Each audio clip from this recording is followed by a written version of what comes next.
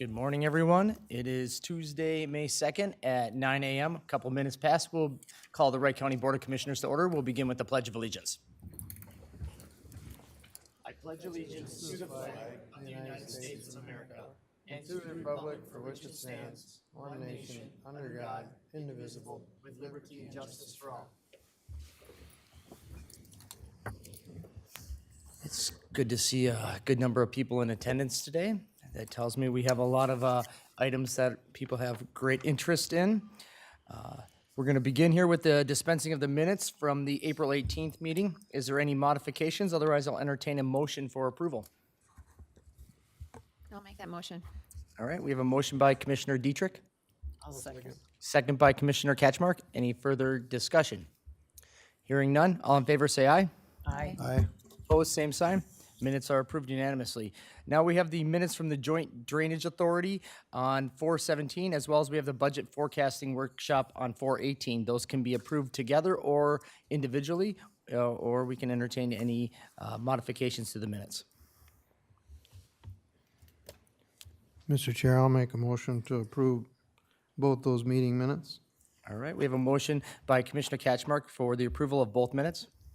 Second. Second by Commissioner Shane. Is there any further discussion? Hearing none, all in favor say aye. Aye. Opposed, same sign. Minutes are approved unanimously. Today's agenda, is anyone like to add or remove anything from today's agenda? Mr. Chair, if I could, I would like to schedule a committee of the whole. I think it'd be best to discuss this under items for consideration. Okay, so item number 4, you want to add schedule a committee of the whole? Yes, please. Is there a topic on it, or? I would like to have the discussion on the positions related to ERP and ERP. The Okay. board had requested follow-up on that, so wanted to get that on the schedule. Schedule committee of the whole, ERP positions. And this is kind of a overall finance org chart type discussion. Yep. Correct, yes. And then I'm going to add item number 5. I do need to schedule, per request from board members, to have a committee of the whole closed for labor negotiations discussion at a time, so that'll be item number 5 under items for consideration. All right.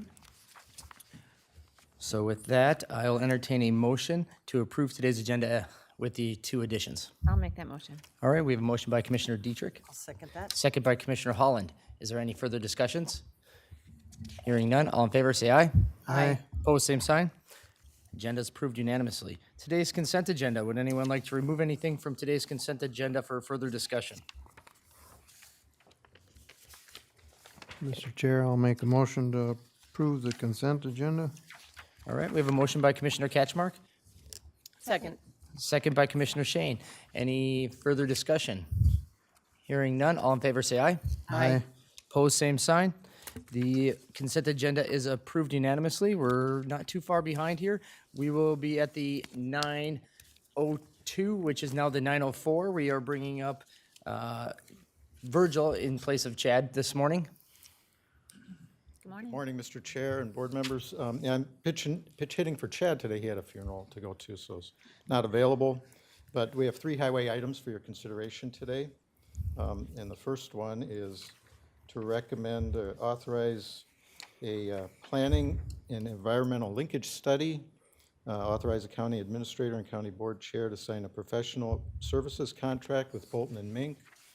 And just for some background, Wright County entered into a joint powers agreement with Sherburne County in December to complete this Pell study, and it will define transportation improvements along the 25 corridors surrounding areas between I-94 and US Highway 10. Thank you, Virgil. Our counterparts in Sherburne County just a week ago approved this on their end, so now it's our turn. This is part of the Central Mississippi Regional Planning Partnership original initiative.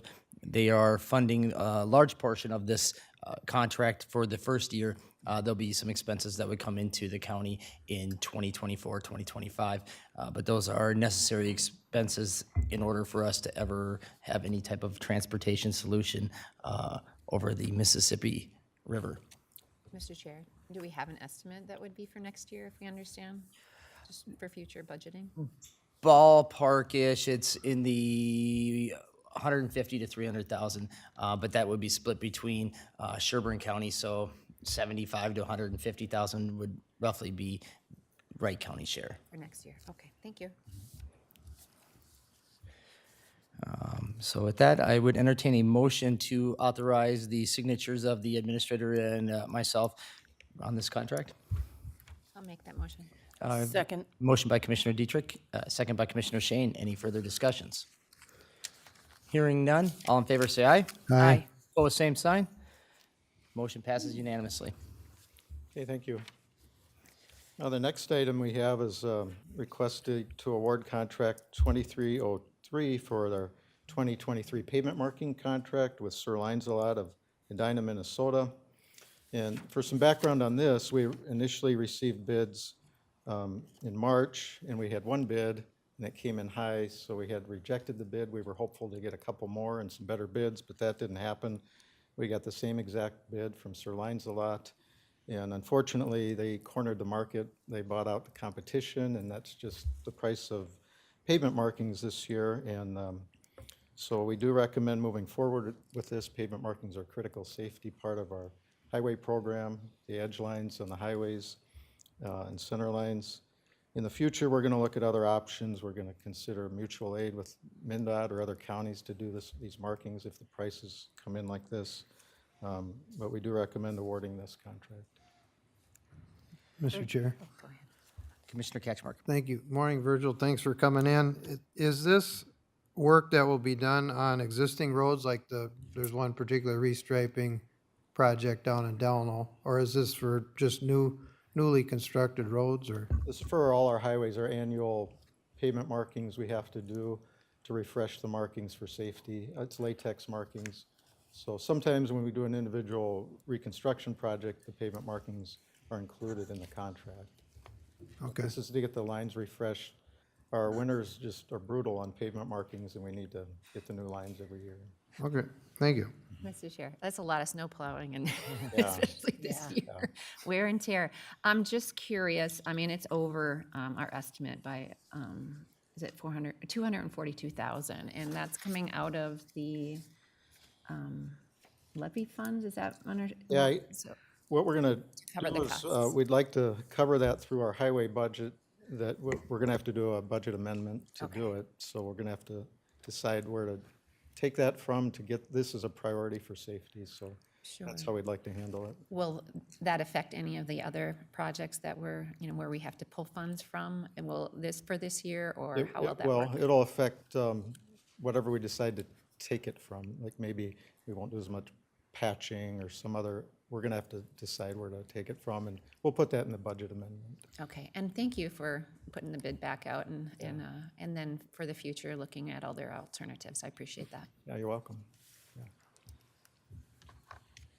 It hasn't been, it's been quite a while since we've had any overages of this magnitude, so. Well, we've been really blessed in Wright County over the years. Years ago, we looked at what other counties, there's a few metro counties that have their own paint truck and staff, and they are proud of that. We went and toured their facilities, and then they told us what the cost was they paid, and it's like, well, we pay less than that. We have AAA striping and traffic markings, and we always got really good bids over the years.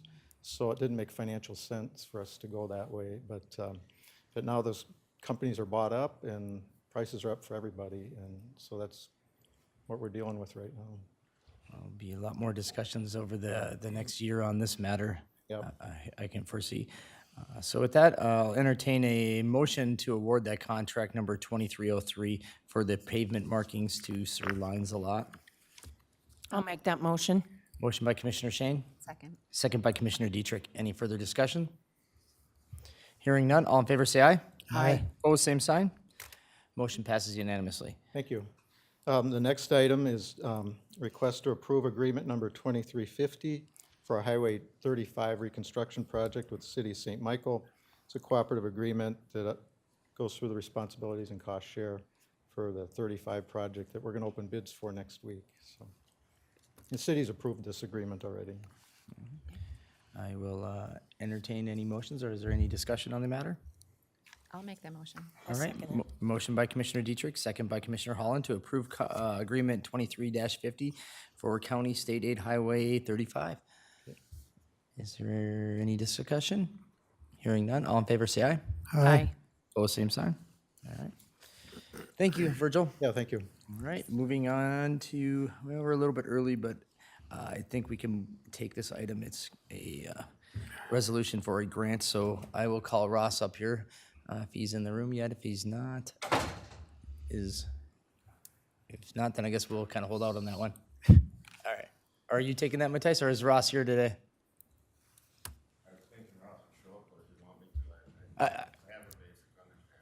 Do you have a basic understanding, or do you want me to hold out? Do you know he's coming? Otherwise, I'll. All right, I'll hold off for 5 more minutes. All right.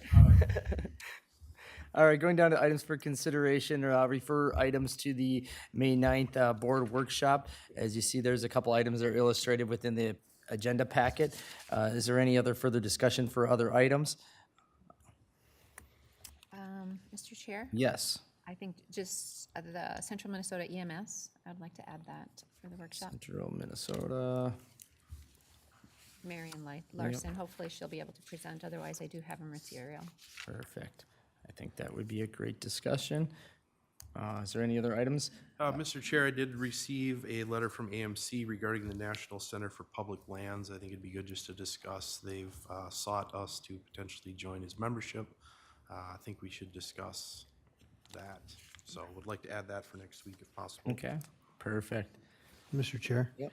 Any of our legislative priorities, would they have been decided by then that we could get updates for? or- That's in the packet. Oh, Yep. okay. So, yeah, we'll be getting a kind of a, especially coming to the workshop in next week, we're coming to the winding down of the session, so we'll be able to get a good update on ifs, thens, maybes in terms of legislations.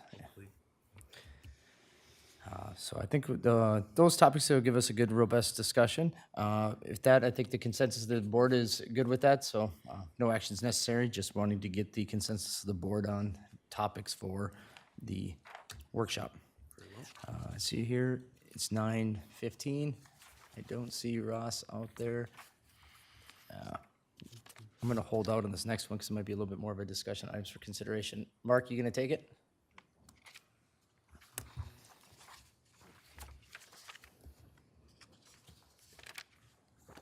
Good morning, Mr. Chair, members of the board.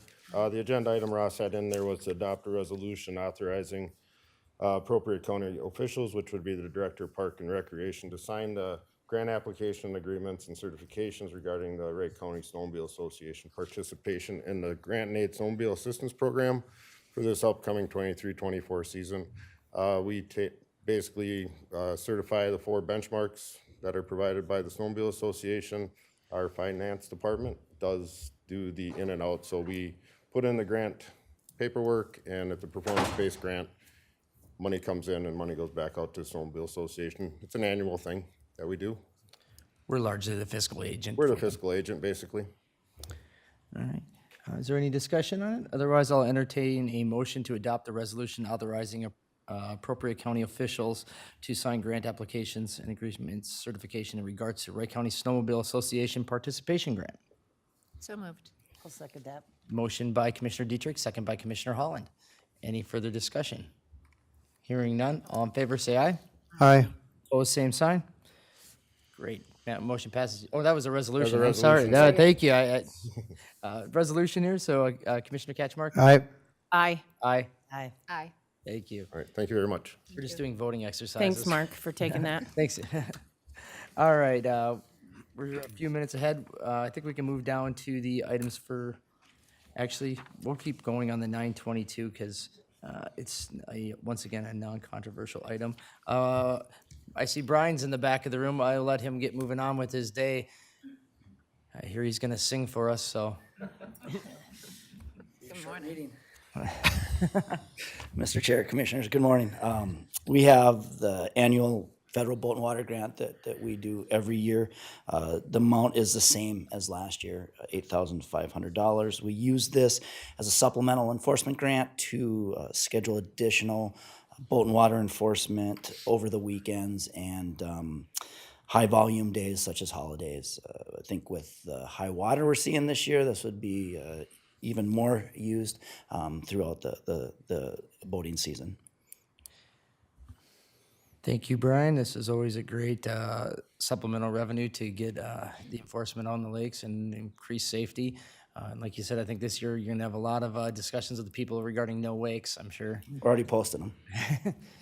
Mr. Chair, I just have a question. I just want to make sure that we've had a lot of discussions about overtime and stuff like that. This will reflect in that as well, to make sure that it's all fair practices and stuff with our officers being on duty. With the high water and being somebody that was involved with boating issues in the past, I want to make sure that everyone is safe out there. But that being said, making sure that our staff is out there, that we're doing it fairly and equitably. Yes. The grant requires, it can be used in two parts. It can either be used as additional hours, which it does require it to be paid at overtime, or that's part of it, or for additional staffing. Unlike some counties, we don't hire non-licensed seasonable boat and water, so we just utilize it with our current staff, and it gets posted, and they have the ability to take that. And we do control how much and who takes it. So. Thank you. I appreciate that. We also try to use it for education too, just FYI. Even though it says enforcement, we do a lot of education out there. Well, I appreciate the information. Is there any other discussion? Otherwise, I'll entertain a motion for the resolution accepting the 2023 Federal Boat Safety Supplement Grant. I'll go ahead and make that motion. Motion by Commissioner Shane, I'll second. second by Commissioner Ketchmark. Any other discussion? It's a resolution. Commissioner Shane? Aye. Aye. Aye. Aye. Aye. Resolution passes unanimously. Thank you. Thank you. All right. Now we're running quite a bit ahead, so we're going to hold off a second here. Over 10 minutes ahead here. So we'll move on to items for consideration. We have a letter from Clearwater Township regarding the Minnesota Energy Connection Project. This is the information that was presented to the board, I think, almost 2 months ago, regarding the potential routes for large-scale power lines on the north and western part of the county as they make their way down to southwestern Minnesota. There's a letter in there requesting that the county support in putting a letter requesting that they take alternative routes. Some of their alternative routes are through Sherburne County and kind of down more through Stearns County. I think their request is very admirable, and I think it's very reasonable. This area has already been largely impacted, largely with the CapEx lines that came through. I think putting more in this area would just greatly impact the county as well as these individual residents. I don't know if there's any residents or a member from the Clearwater Township that wanted to articulate anything, but I would open the floor to them if there's anything they'd like to articulate. I don't see any of them out there at this time. But with that, I would encourage my fellow board members to support Clearwater Township, the residents in that area, as well as myself in articulating a letter to the PUC and encouraging them to move in alternative routes. Mr. Chair, I just want to add too, it's a very well articulated letter. It has very important points in there, and I do support it as well, so I'll make that motion. All right, motion by Commissioner Dietrich, Second. second by Commissioner Shane. Is there any further discussion? Hearing none, all in favor say aye. Aye. Opposed, same sign. Great. I'll work with staff to get a letter crafted up and submitted in. We are at 9:21. Are we at 9:32? We're a little bit early yet, so I guess we'll move on to the items for consideration. The third one, approve the LG 220 application for exempt permit for charitable gambling for the application for the Church of St. Mary. I'm not even going to try and go after that. Mr. Chair, since Jehovah. Since Jehovah, Sense Jehovah. common spelling. Thank you. Thank you, Commissioner Ketchmark, for the guidance on that one. Mr. Chair, I had a question on this. We approve a lot of these by consent. Was there something different here that caused this to be on the consideration part? The charitable gambling ones historically are on the We've been moving more of them to items for consideration. Some have requested a resolution with them, so we've just been moving them down to the item for consideration if they do need a resolution. I don't believe this one has asked for one specifically, but just had moved it down there. It gives it time for a little more discussion as well. So if there are questions. Okay, I didn't have any feedback from anybody on that. All right, is there any other discussion? All right, you have a motion to approve it? I'll make that motion. Motion by Commissioner Holland, Second. second by Commissioner Dietrich. Any other discussion again? Mr. Chair? Yes. I'm going to abstain from this just because I'm a parishioner and heavily involved. Okay. And I just don't think it'd be appropriate either way, so I'm not going to give any input. Very understood, very understandable. All right, we have a motion, we have a second. Any other discussion? Hearing none. All in favor, say aye. Aye. Opposed, same sign. Motion passes unanimously. Very good. With one abstaining. And one abstain, thank you. Unanimous, one abstention. All right. Moving on to item number 4, schedule a committee of the whole for ERP positions and finance org chart discussions. Yes, Mr. Chair, I think you've kind of summed it up. This was a discussion we were planning to bring back to the board in the future and thought it would be best served at a committee of the whole. Looking at the schedule of the players, we were going to propose either 10:30 or 11 following the workshop next week, if that would work for the group.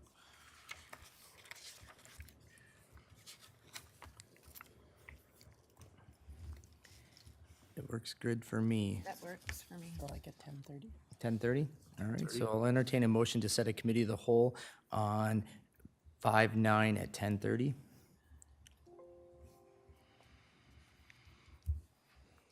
Is there a motion? So moved.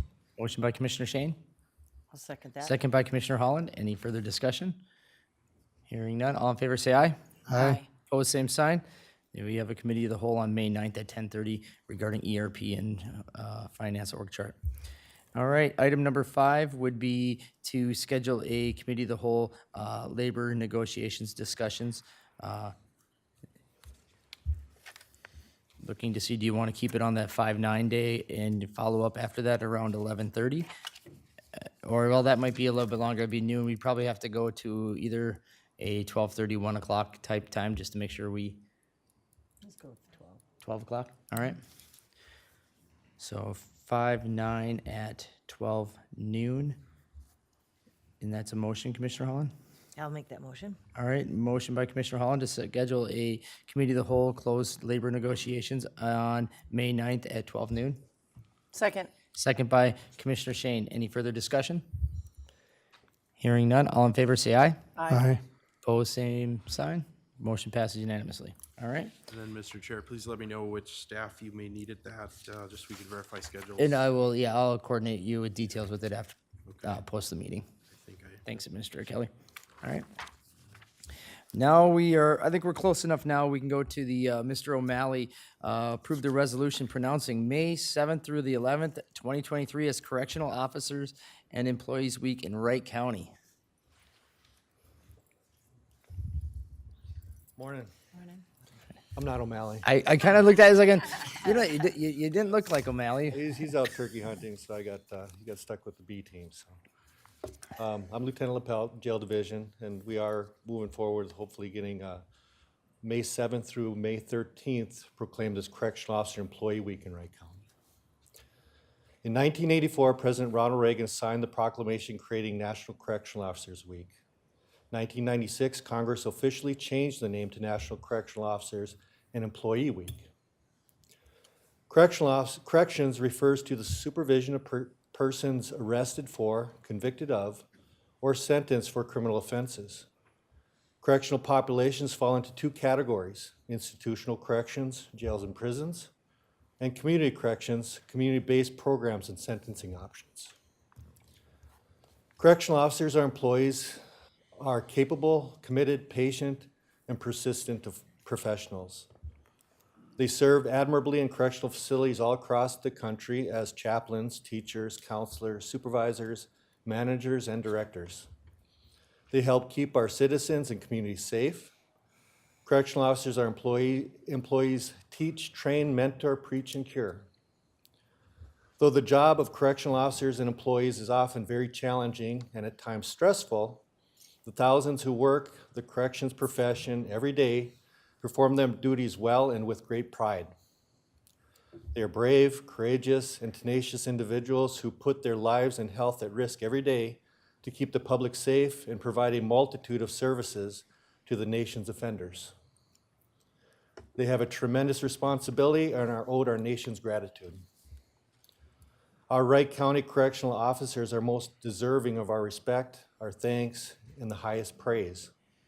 They are well-trained, always on watch, and prepared to meet any challenge. The men and women working in the Sheriff's Office Jail Division make a difference in our communities. They work with and manage more than 4,000 offenders a year in our county.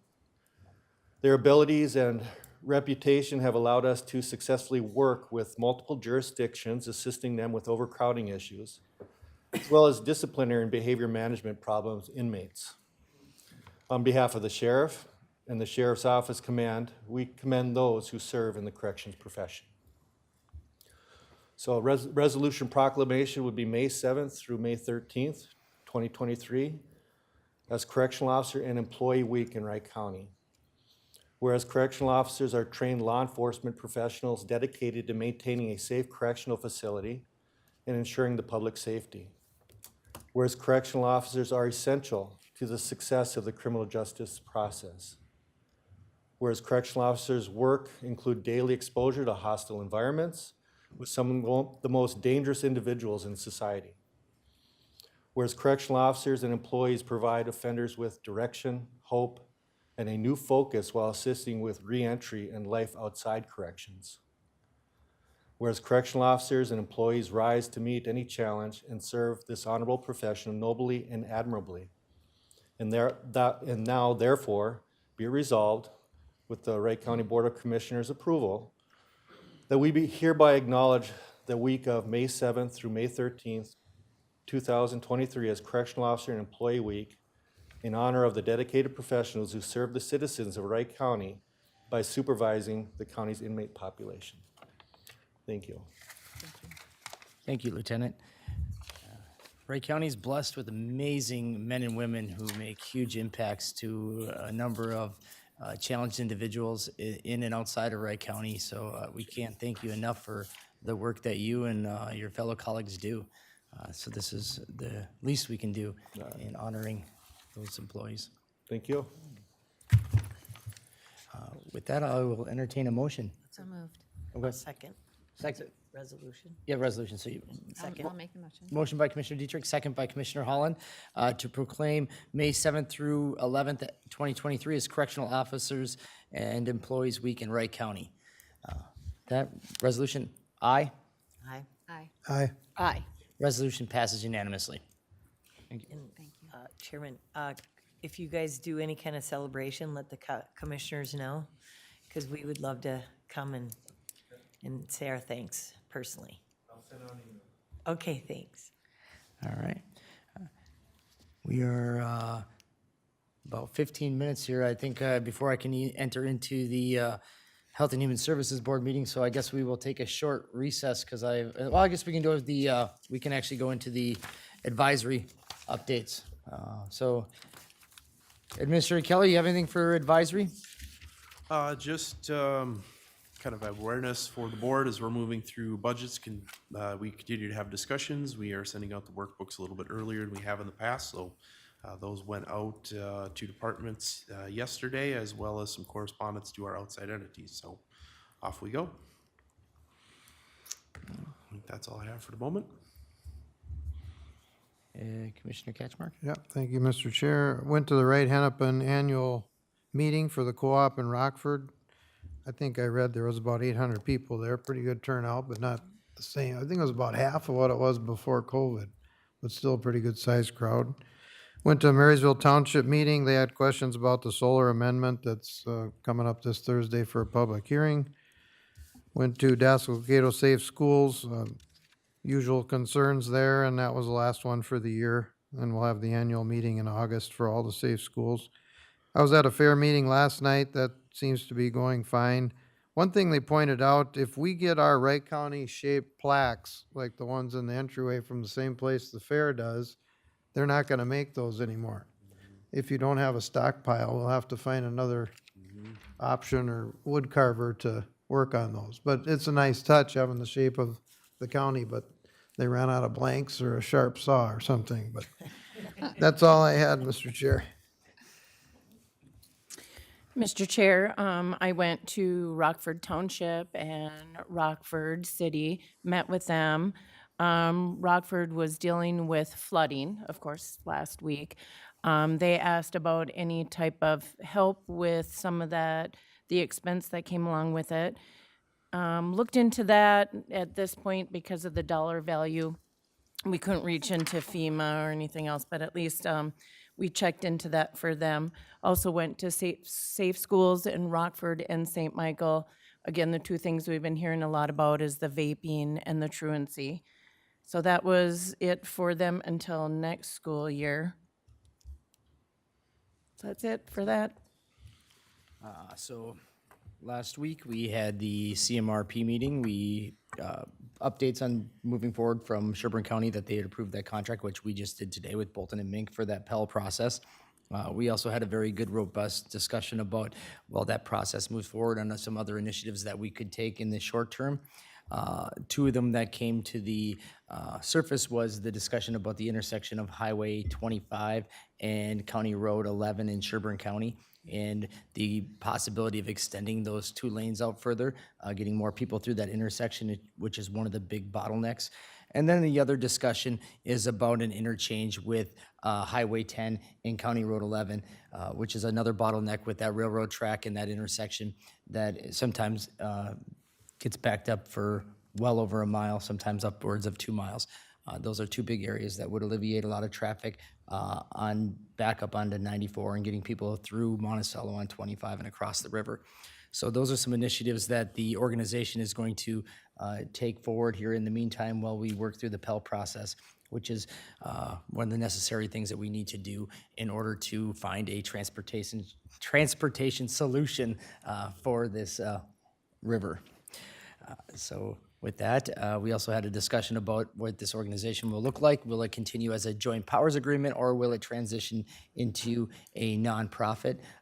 The efforts largely at this point going forward will be that of being a lobbying entity and trying to solidify citizen and businesses support as we go to the state and federal government to find funds to make these projects come to fruition. So that is better suited as a nonprofit than as a JPA. So we are starting the process of making that transition and drafting up bylaws and so forth.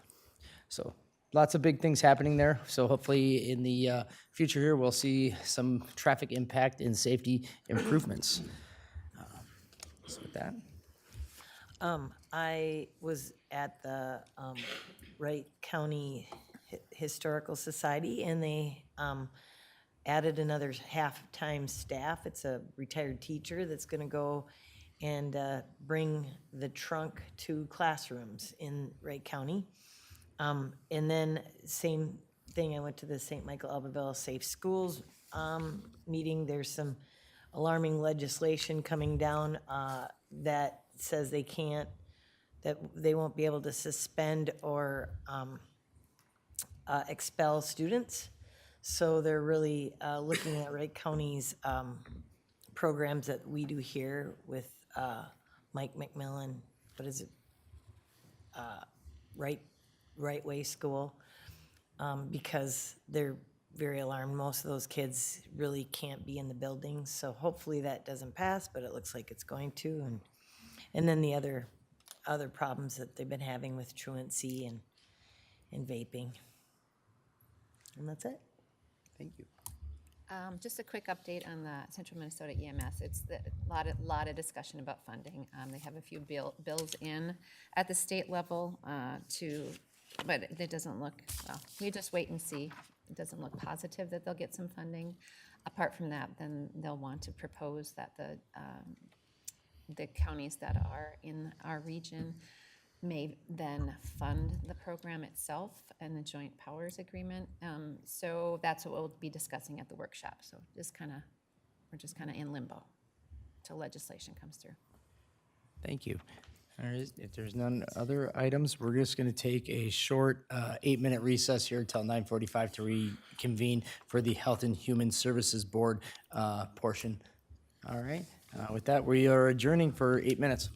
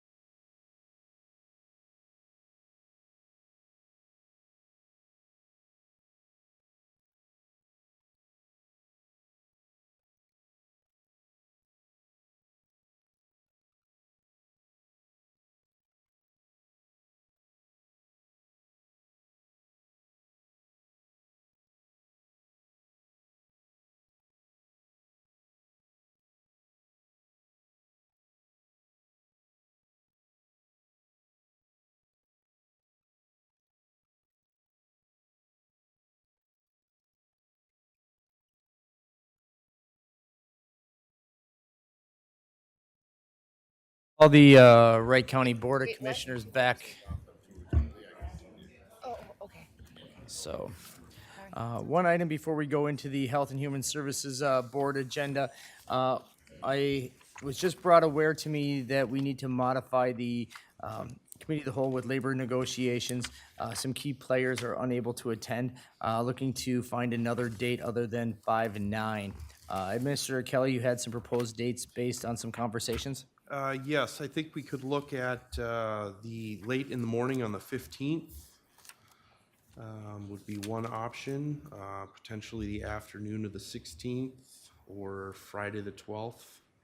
15. I do know that most of the board is going to be here for the EDA on the morning of the Yep. 15th. Thought maybe we could utilize that. So you want to go 10 a.m. on 5/15?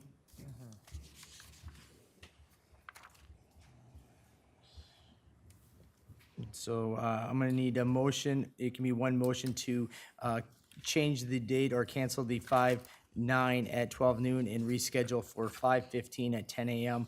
for the Committee of the Whole closed session labor negotiations. So moved. Motion second by that. Commissioner Dietrich, second by Commissioner Holland. Any further discussion? Hearing none, all in favor say aye. Aye. Opposed, same sign. Motion passes unanimously. All right. Now we are at our second incorporated Health and Human Services meeting within the county board meeting. At this time, we have our first item on the agenda, which is to accept the Public Health Task Force appointment member, which is a consent agenda item. So I guess with that, I will entertain a motion to approve the consent agenda for that matter. And there's two other items approved, the Health and Human Services Advisory Committee and the Mental Health Advisory Committee appointments. Mr. Chair, do we have, Jamie, do we have somebody that's looking in District 4, being that's my district? I'm like, I was kind of, Well, we basically take all comers, so we don't have a list of people that are waiting. I can find out, I could email you later with, if we have other District 4 representatives on that committee. We don't limit it to a single representative from a district. okay, But we thank do you. but we do like broad representation. Okay. So if we are looking for District 4, I can let you know that as well. So with that, do I have a motion to make those advisory appointments? I'll make that motion. All right, motion by Commissioner Holland, I'll second. second by Commissioner Catchmark for the three appointments. Any further discussions? All in favor, say aye. Aye. Opposed, same sign. Motion passes unanimously. Thank you. And now you are on to your adopt a resolution proclaiming May as Child Foster Care Awareness Month. Yes, and we are very thrilled with our foster care providers that we have in our county. They do an amazing job. They have a difficult job, and I think it'd be a very rewarding job. I would like to ask Robin Dorff to join me. Robin has done, she's a case aide with Health and Human Services. She has done an outstanding job recruiting and working with our foster care providers, and she works in our licensing team. Come on up, Robin. I believe Robin will be providing you with the resolution. Good morning. This is to proclaim May as the Child Foster Care Appreciation Month. She's maybe come over here. Yep. Whereas strengthening families and focusing on their well-being is vital to building strong communities, and preserving families is a primary goal of our child welfare system. Whereas all children deserve a stable, supportive, and loving home in which to grow, thrive, and realize their fullest potential. Whereas foster care plays a critical role in providing young people who have had to be removed from their homes a critical place of refuge. Whereas when children must be separated from their parents, kinship care providers children with the opportunity to grow and learn in a supportive, loving, safe and home environment while retaining a sense of family, cultural heritage, and community ties. Whereas the dedicated individuals, families, professionals, and faith-based and community organizations who support children in foster care help maintain essential parent-child relationships and support parents who are working to regain custody of their children. And whereas we honor the selfless people who open their homes to nurture children and promote healing, reunification, and family-based empowerment. Whereas we encourage all citizens of Wright County to invest in the lives of children, and to provide them with unconditional love, support, guidance, and every available resource to ensure their health and well-being. Whereas we acknowledge with gratitude the selfless citizens who open their hearts, homes, and children in need, and the organizations that tirelessly support foster and kinship caregivers. Whereas this month and every month, let us take the time to help children and youth in foster care and to recognize the commitment of those who touch their lives, particularly celebrating their foster care providers. Now therefore, in recognition of the numerous contributions made by Wright County's child foster care providers, the Wright County Health and Human Services Board proclaims the month of May 2023 as Child Foster Care Awareness Month and call upon the citizens to join Wright County Health and Human Services in celebration and support of child foster care. Thank you. Thank you. So at this time, I'll entertain a motion to adopt a resolution 2304 proclaiming May as Child Foster Care Awareness Month. I just want to say thank you. And having done foster care, it's a big job, and I want to thank all the foster care parents that you work with. So thank you. Thank you. I'll make that motion to approve. I'll second. All right, we have a motion by Commissioner Dietrich, second by Commissioner Catchmark. We can't thank those wonderful workers that take on this very challenging work and make an amazing impact across our county. So with that, is there any further discussion? One question. How many do we have? In foster care right now, I saw a report, it was from March, month end of March, and I think it was 119,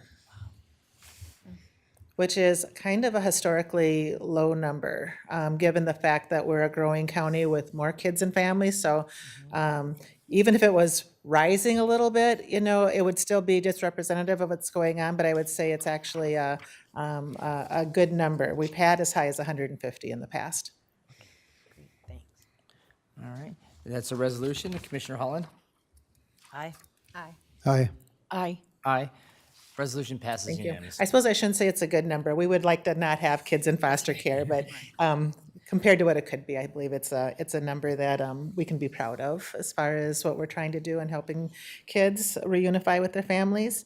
Next, I'd like to introduce our two employees of the month. So I'd also like to have join me up here, Christy Rathmanner and Becky Graham.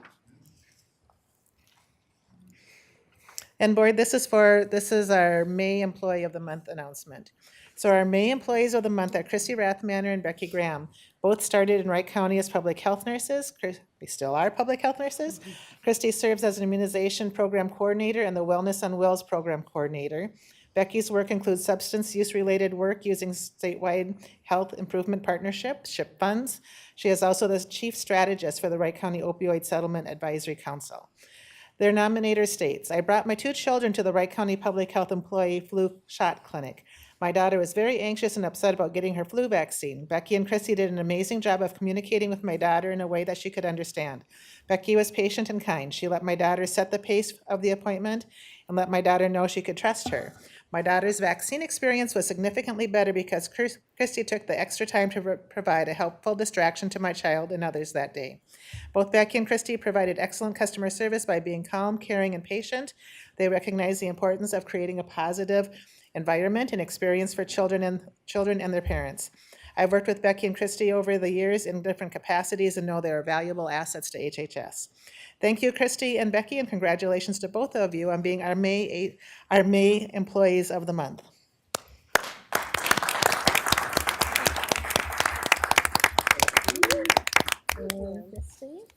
As you know, they will be sharing a parking spot behind the building, so I'll let them work out how that's going to work. And again, we're very proud, and I know that we've gone through some additional training during the pandemic about how to give children vaccines, or kind of some difficulties there. And I've been at a number of vaccine clinics where seeing how kids are being introduced to the whole environment can be very upsetting to a lot of people. So I really appreciate the fact that you were taking the time to help.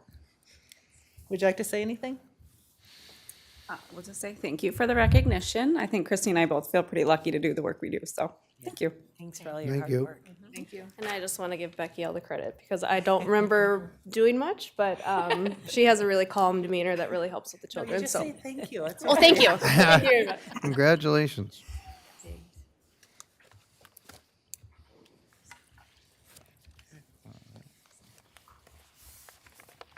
So we are almost right on time here.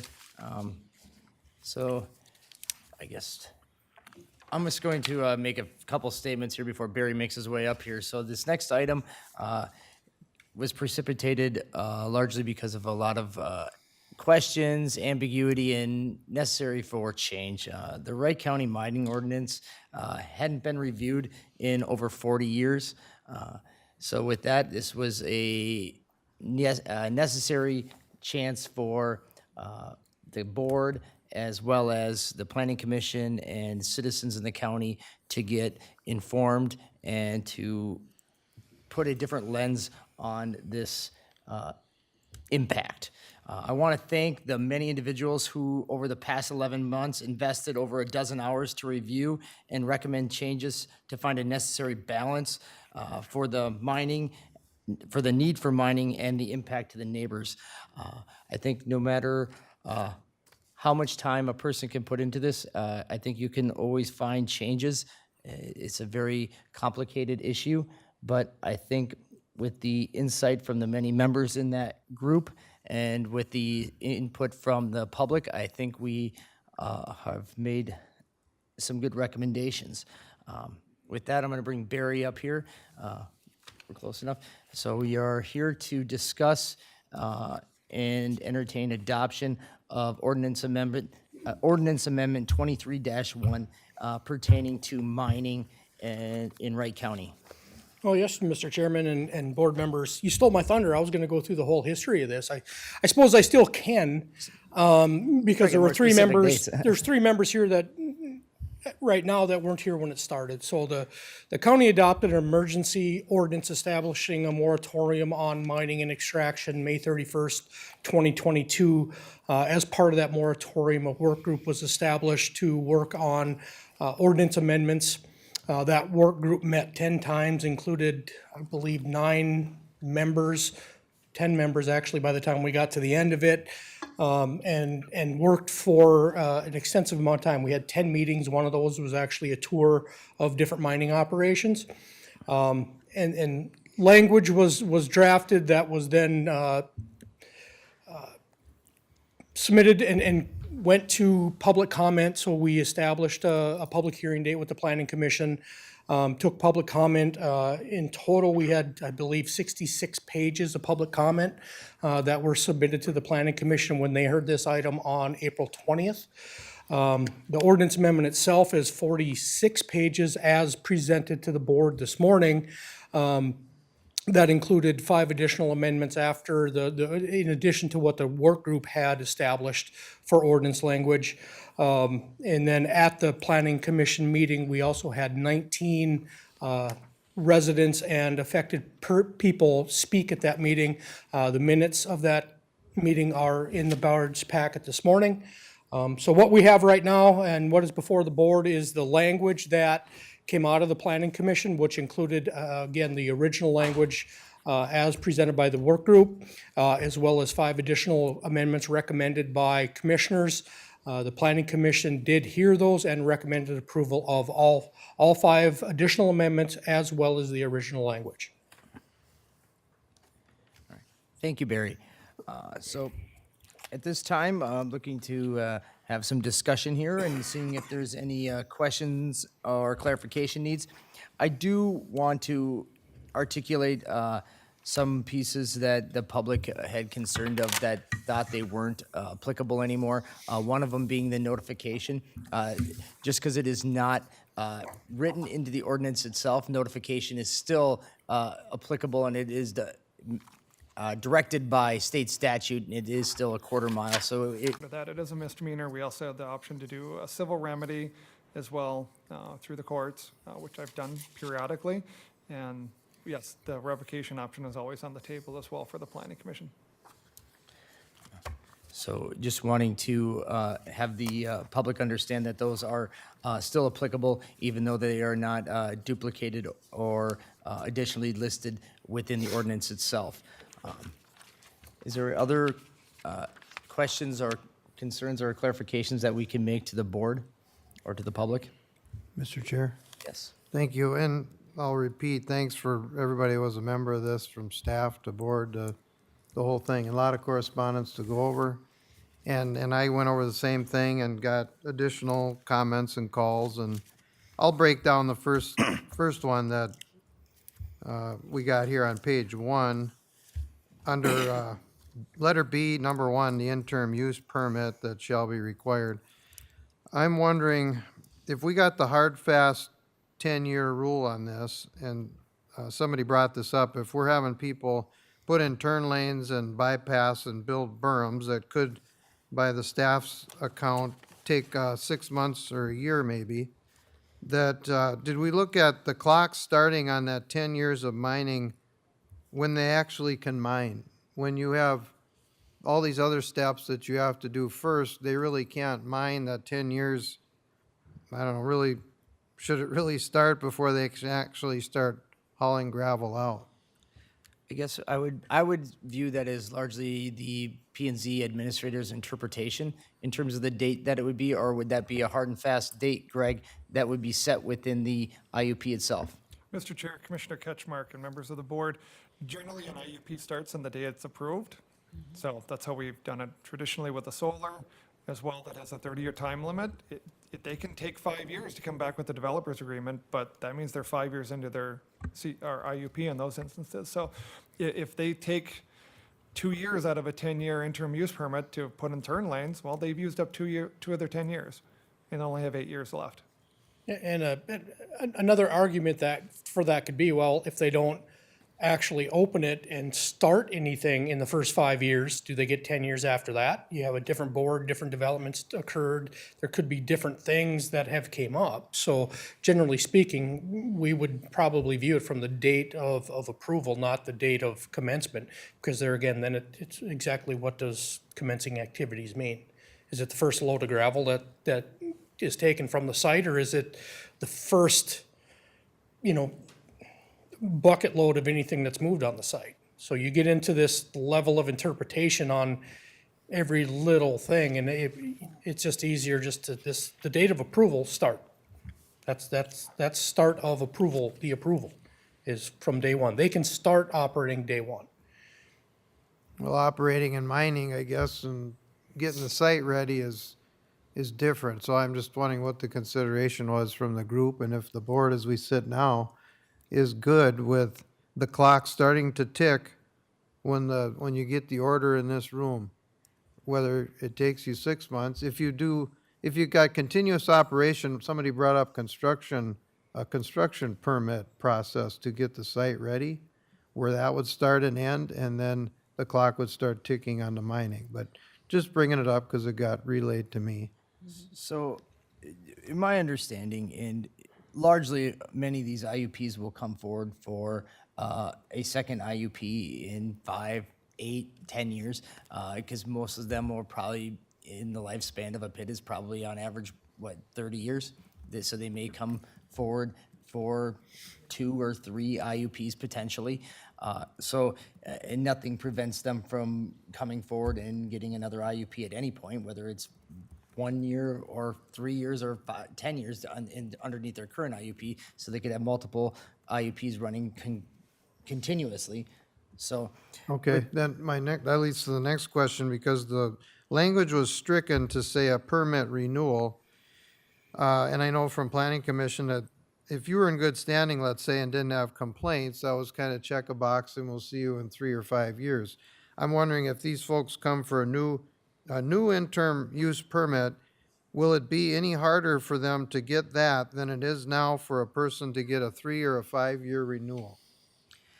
So the process itself would be the same as if you were a new applicant with a few nuances. So from an EAW, EIS, those ones would be, unless you changed your footprint, you wouldn't have to do a new EAW or EIS unless the MPCA changed regulations or required something different from you. to my understanding, but you would be a new applicant every time you came forward with it. So you could have different restrictions. So if you had an IUP from now to 10 years from now, but 5 years from now, you reapplied to get another IUP, so getting you a new clock starting over, but they added some additional restrictions on that new one, you would be then under those new restrictions with your old and new one. Whatever is the most stringent IUP would be the rules that you'd be bound to follow, but you'd be starting your clock over at that point. I would say to more directly answer the question, the difficulty is going to be no different than a renewal. I mean, it's going to depend upon how they've operated, what they've done, where they're at with, what they were going to do the first 10 years. I mean, I don't think it's going to be any more or less difficult. It's going to be the same process as if you're applying for new. So we'll want to see, how I envision this is we'll want to see existing conditions. So if you're 8 years into your 10-year permit, well, show me what the existing conditions are now. So we have that on paper, on file, saying, okay, here's where you started, here's where you are now, and let's see what the changes are for the end use. And so, to me, if we're going to do a 10-year, well, let's have them submit all that new information as if it's brand new, so that we have this track of, okay, here's where they were during these different new extensions of the permit. Is the fee the same for a renewal now as it would be if you come in and want a new interim use permit in 10 years? No. What is the fee? I don't recall it off the top of my head. A renewal, I believe, is $250 or $300, and I think a new permit is either $500 or $750. Okay. And would that require them to get professional services all over again versus what they would do now for a renewal? That they wouldn't necessarily, as far as survey and whatever goes into that? Well, it depends upon what the renewal is for. I mean, I do know the most common renewal pit we have, they submit us new drawings every time they come in to renew. So some do provide it, some don't. Some of them don't have renewal requirements. They're permanent pits, more or less, because of age or whatever. No requirement for having it done. And so most of the renewals that we see are the asphalt. Asphalt plants are our most common renewals. There are some others that are smaller pits that are expected to sunset or finish up by a certain date, and if they're not done, they have to come in for a renewal. But a lot of our renewals are asphalt plants, not the mining itself. We do get some, but it's smaller percentage. So consensus-wise, is the board okay with that clock starting on the 10 years when they leave the building here? Well, I guess 10 years when they leave the building here, it would be based 10 years on whenever they apply. I mean, it's not like today. Well, it would be It's when they approval. approve it. Or approve, I'm sorry, not apply, when they approve, I'm In sorry. this room, and they walk out, that 10-year clock starts.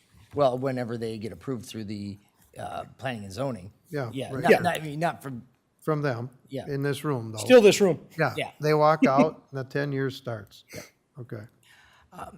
it's a good way of us being able to continually review them and to continually make sure that it is actually being mined, to continue to review that there is being reclamation being done. Otherwise, when they sit out there in perpetuity, a lot of the reclamation doesn't happen until the pit closes, and some of them, we know that they've never closed because there was never a closing date. And there is a question, is it even being mined anymore? Because maybe you take a bucket worth of dirt out of there a year, some of them we question. So, Okay, I got that. Now, page 7 at the top, it talks about operations on federal holidays. One question, if we issue a conditional use permit, or I guess because that's what we've done in the past, Barry, whether it's a home-based business or a gravel pit, do we put on all those permits, regardless of the business, that you shall not work on federally designated holidays? No. When does that language get into one of these permits?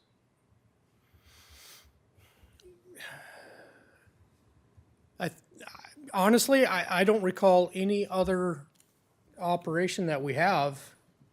Council, do you remember? You might have a longer knowledge sitting with the planning commission than I have, but the mining is the only one I recall ever having restrictions for holidays. So, Mr. Chair, Commissioner Ketchmark, mining is the only one that does have a restriction for holiday operations, and it generally comes up due to neighborhood opposition. It comes up with regards to asphalt plants, because we don't want people sitting out on the July 4th or on Labor Day and having to smell an asphalt plant. And it also comes with just trying to have a respectful neighborhood on a holiday when people are home, have family out, to not have the traffic of a mine operating next to them. so every mining permit has this language? Yes. Okay. Mr. Chair, think. Commissioner Ketchmark, I I've would looked at everything. say the vast majority. I wouldn't go on record guaranteeing that everyone has it. Oh, okay. But to my recollection, yes, it's a standard condition that planning and zoning puts in. Okay, and so feedback that I got, and yes, 4th of July, Memorial Day, Labor Day, that's typically recognized by everybody. There's a couple that were brought up that come in the middle of mining season as Columbus Day and Juneteenth. And after it was brought up, I have to say that I got a little trouble telling the gravel hauler to take a time out on those 2 days in particular. I'm just running it past because of where they fall in the season and because of how they are recognized or they're not. I don't know of festivals and parades and things that would be interrupted by gravel hauling on those 2 days. So I just wanted to throw that out there to the rest of the group. Mr. Chair, Commissioner Ketchmark, as far as those two holidays, if they're a gravel mine, they probably have a bid contract with either the county or the state or a city.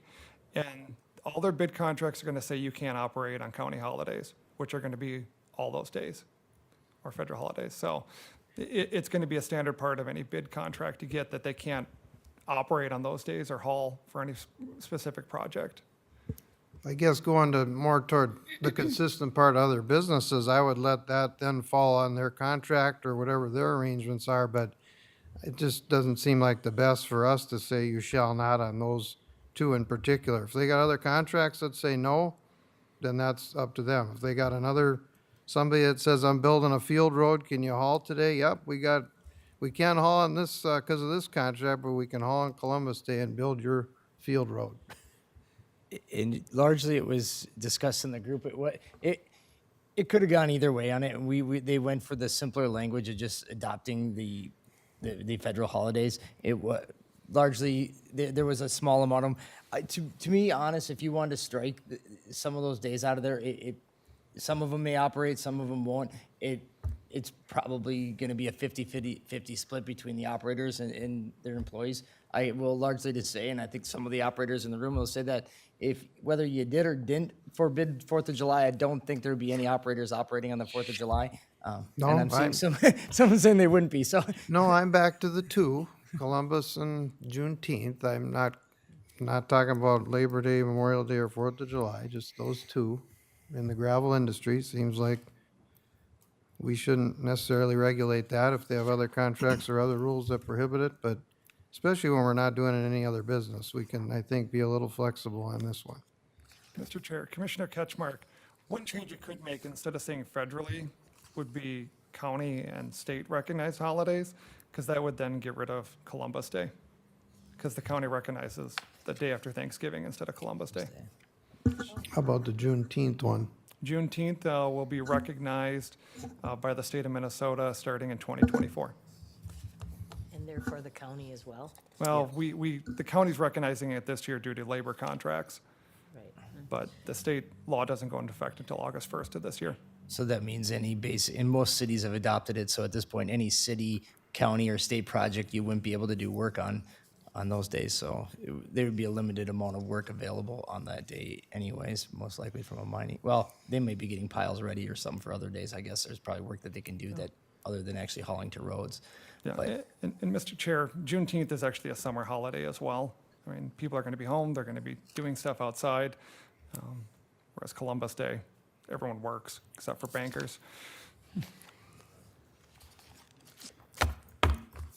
Well, we need a consensus. I guess if I'm alone, then it stays, and if if we got a couple others that speak up, then we got another option. I think Mr. Chair, I guess I'm kind of one way or the other, you know what I mean? If it's gonna impact, a business, and I'm definitely a pro-business type person, so you definitely caught my attention on that one. You know, we're giving the other ones off. Well, I think the good compromise is at least going with the county holidays, and then you at least open up a day in October with the Columbus Day. That way, I mean, you're splitting the difference on it. Ultimately, especially at the end of the season, you want them to be able to work as much as they possibly can. I get the Juneteenth one too, because that one just kind of I think we're all still trying to wrap our heads around the we don't add holidays on very often, so it's a change of perspective. I agree. I think my concern would be, it's cleaner when you can say a state or federal holiday. If we start striking days, then will that be open for, you know what I mean, like for cleanliness? I don't know. I would rather them be able to work, because yes, Juneteenth is a new one thrown at us. I like how we could get by with the county holiday as Columbus Day. It's just, so we're just gonna be hung up on that Juneteenth that we're all struggling with. I don't know, that's just my opinion. Mr. Chair, I'd be amicable to changing it to the county recognized holidays. I'm seeing a nod from Mike, so I think in that's going to be. Yeah, something, and whatever, I can't do it by myself on striking them both, it sounds like, so if we get agreement for saying you can work on Columbus Day. Columbus. All right. Further on, Commissioner Catchmark, you have a. Yes, thank you. Same page, down toward the bottom, number 11, this come up in some other inquiries on different CUPs around the county, but the language there about all operations must abide by all other local, state, federal rules, laws, regulations, and provisions, and it may result in result in revocation of the interim use permit. I'd like to see some language about what that process would look like if there was a complaint. If there was a complaint generated, there will be written notice, and there will be a 30-day time, I'm just throwing this out there, 30 days to respond from the applicant or the permit holder. I read this a couple of times in the public comment that they were wondering about where is the audit, where is the enforcement. This is what we have before us today for language. I'm not looking into another chapter or anything. This is here, and this is widespread around a lot of our permits, the enforcement part. I'd like to see it more clarified. It could say some kind of a process for that there would be a hearing of some sort. Who's going to do what? Because it's been vague when I've gone down the hall and inquired about these kinds of things and other permits. And here's kind of where I'm at with that. I agree we need to be more public on what that process is. And I think to start with, because we've have a internal practice, not per se policy, I guess I would like to see us create an internal corrective action process and actually document it, make it public, but not codify it at this time, because we need to see. We do have that, and it's actually an adopted policy. We've ran it through with the Planning Commission. It's in our policies book regarding revocation of CUPs. So there is a policy in place already. But that's just more on the grandioso scale. I guess. No, not necessarily. I mean, it's basically any potential violation of a CUP, it starts off with the violation end of it. If we see or find a violation, we send a letter, the letter states, bring into compliance. After that, then it gets into a process that we actually go through. We actually have talked with the Planning Commission. We do have a subset of the Planning Commission that we can, or as staff, I can basically adjourn a meeting with a subset saying, what do you want to do with this? Does this rise to the level that you want to bring it back to the Planning Commission to formally go through the revocation process? So we've actually added another step that isn't in that process since that process was adopted, just to help with staff go through the process, because what I was seeing, at least when I first came on board with CUP violations, is that it's, you get it in front of the planning commission, then it gets, okay, we'll give you an additional 30 days, and we'll give you additional 30 days, and it's like, well, if it's not to the level that we're actually gonna seriously consider revocation, I wanna know that before I put it back in front of the planning commission. And so we have basically a enforcement subgroup with, I believe it's 3 members, that I can actually sit down with and go through those if they occur. And I think the issue isn't so much like pertains necessarily to the ordinance. I think the process lacks transparency, and that for largely people think that nothing's happening because of the lack of transparency to it. Because I think on these continual CUP/IUPs, that people want to know that there is a record being kept on the complaints, and that they are being followed up, and that fines are being sent out for continuous violations.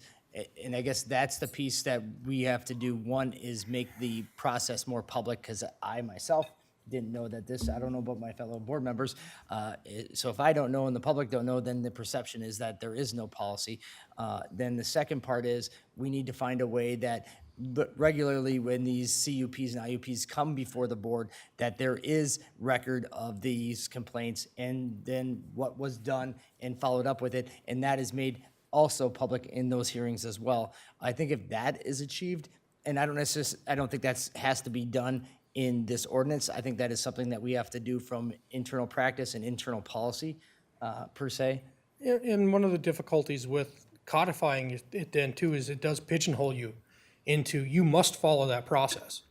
And so if there is something out there that we find fairly egregious, it's more difficult for us to then jump on that right away, because, at least council can correct me if I'm wrong, but you have to exhaust your administrative capabilities to go after them. And so if we would try to do something that is more immediate, send deputies out, write citations, those types of things, well, it's gonna be harder because we haven't exhausted the administrative remedies as written in the ordinance.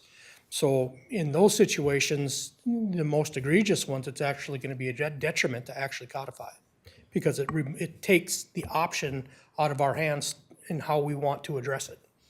Mr. Chair, and thank you. You summarized it nicely. If you're not aware, how is anyone else?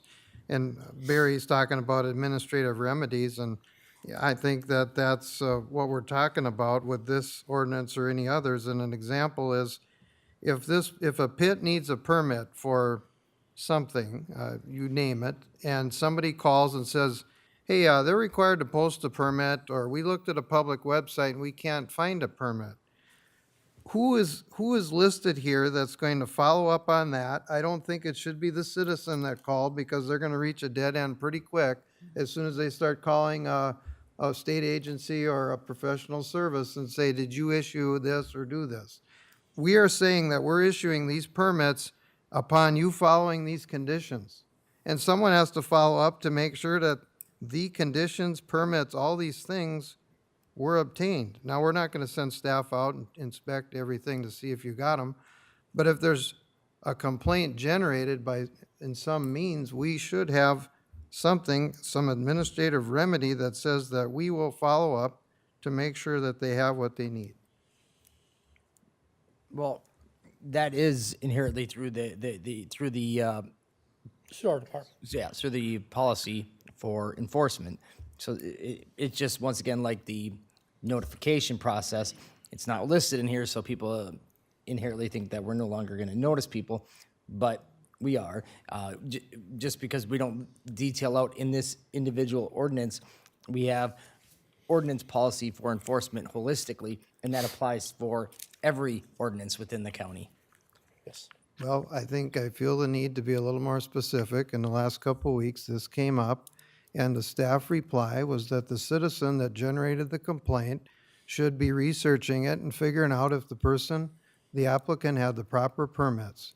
So there you have the scenario. The staff believes the citizen should follow up. We're lacking the language. The staff will issue the permit if you do these conditions. We have to make sure that the permits were obtained if we get news that they may not have been or people can't find a record of it? I don't think that the issue is with the language in the ordinance per se, as maybe more in getting people to do the things that are being requested and following up on that.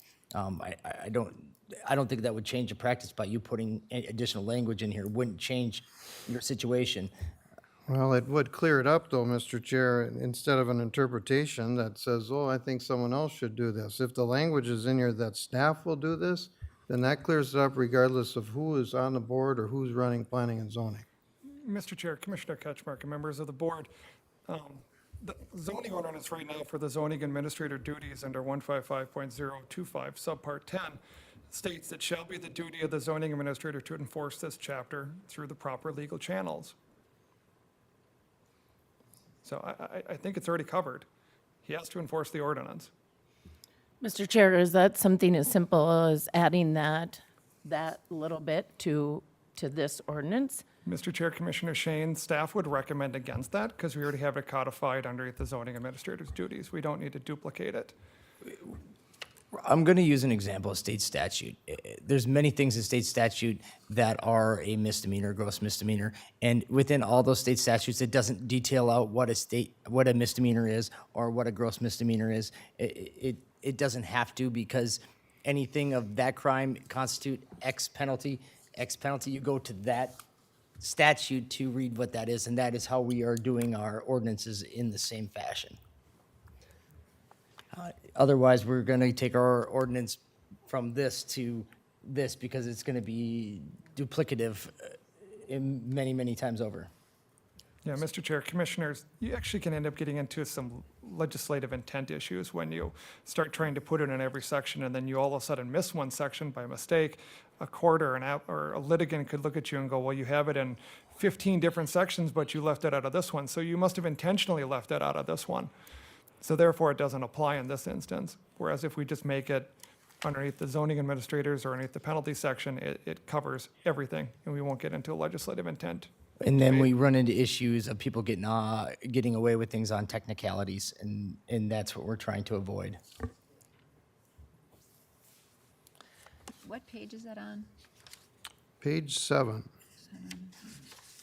number 11.